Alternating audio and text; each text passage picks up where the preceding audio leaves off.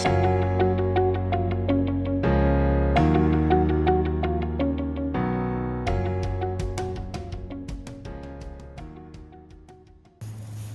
everybody, I'm Mary Helen Dellinger, curator of the Manassas Museum System, and I'm on site today at Mayfield Fort, one of the many historic sites that our division owns and operates.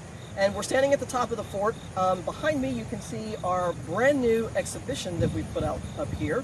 And we worked really hard on this with two really fantastic colleagues at Prince William County Historic Preservation Division, Bill Backus and Rob Orson. And they've generously agreed to come out today and talk to us about the show, or the exhibit. So I'm going to kick it off. Great to have a great working relationship with the city. I'm looking at some of the signs here behind me and to my right.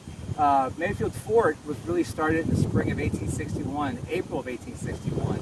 And what we've done with these interpretive markers here on the site is we kind of give you a good overview history from when the fort was first started in April of 1861 and carries it through its entire Civil War history and a little bit about the post-war history. But I'm going to focus on a little bit on the earlier part of the history here. Like I said, we start here in April 17, 1861, when Virginia militia, which was being formed here at Manassas Junction, were being rushed to this area to protect this very vital railroad junction. And this fort, it's hard to tell now with trees here, this fort is pretty much on a good high hill, and the railroad is off to my right and your left. And this fort would have been built to help protect that railroad line, the Orange and Alexandria Railroad that ran from Manassas Junction all the way in to the city of Alexandria. And so when the Virginia forces come here, they're going to start building these forts. They're going to use enslaved African American labor that's here in the area. They're going to take different enslaved people from farms and work alongside these soldiers and build these forts. And the nice thing about Mayfield is one of the few forts in Manassas that's still standing. So it's pretty neat to be able to come out here. But as I was saying, these signs kind of go through the history here. Being built in April 1861, talked about the geography of the area, why Manassas was so important, why this hill is so important into defending that railroad junction.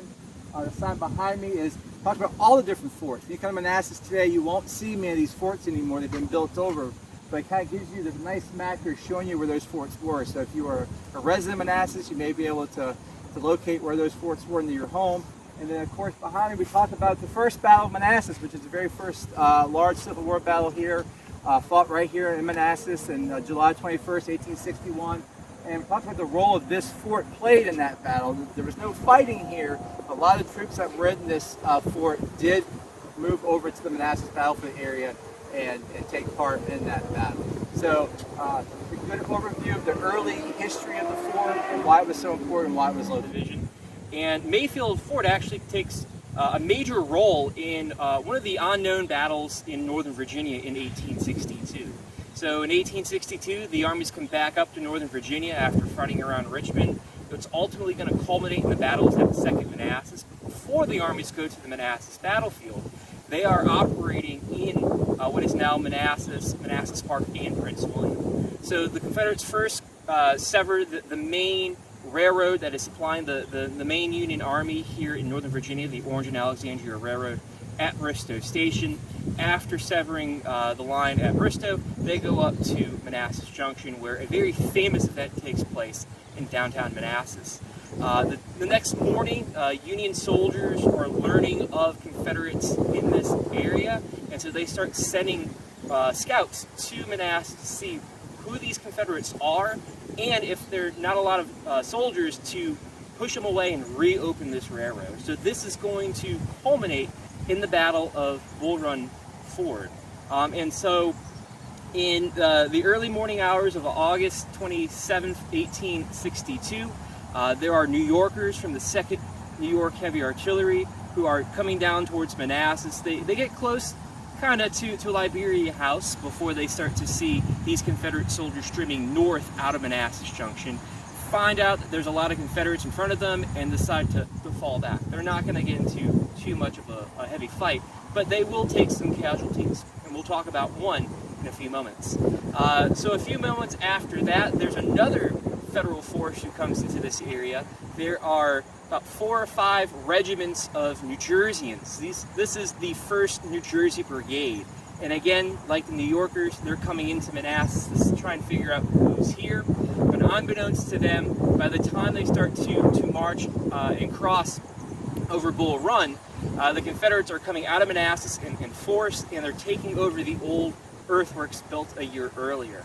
And so the Confederates, now in high positions like Mayfield Fort, allow the Federal soldiers to march close to them, and then once they realize that they're in a really good position to make sure all their rounds hit the soldier, the Confederate line opens up. And within a few moments, the New Jersey starts to fall back. In the space of about 15 minutes, the New Jersey Brigade is broken up and they stream back. And there's going to be some routes by Confederate soldiers, cavalrymen trying to get some more New Jersey soldiers running away. But for all intents and purposes, this is the end of the battle. But there are some soldiers who don't survive this particular fight. One of which is the officer commanding the the 1st New Jersey Brigade, George Taylor. He's mortally wounded and will die a few days later. He is the highest ranking officer killed on this day. Another soldier, fortunately for him, is not killed. His name is Adam Worth. He's with the 2nd New York Heavy Artillery. He's wounded. He goes to a field hospital, and then when he's recovering, he learns that his prognosis got changed. He's not designated as wounded, he has been designated as killed. And so he eventually leaves the hospital. He'll become a bounty jumper later in the Civil War, which will basically mean he'll join Union armies for the money, then desert, join another Union army, and then desert. And this is going to be the start of his criminal career.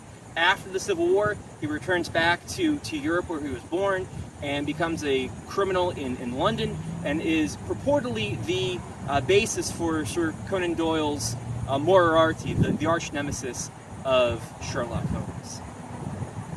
Events that are taking place in this area during the Civil War, a lot of fortifications are built. A lot of the land in Manassas and Manassas Park are part of the Bull Run Ford Mountain, or the Bull Run Bridge battlefield. And so there's a lot of fighting, a lot of movement all throughout this area, but not all of it's preserved, but Mayfield Fort is. And there's a really interesting story on how it's preserved, why you can visit this vantage point today. And there's a really awesome marker right here that really explores the unique story of how this very important fortification and cultural resource has been preserved for future generations.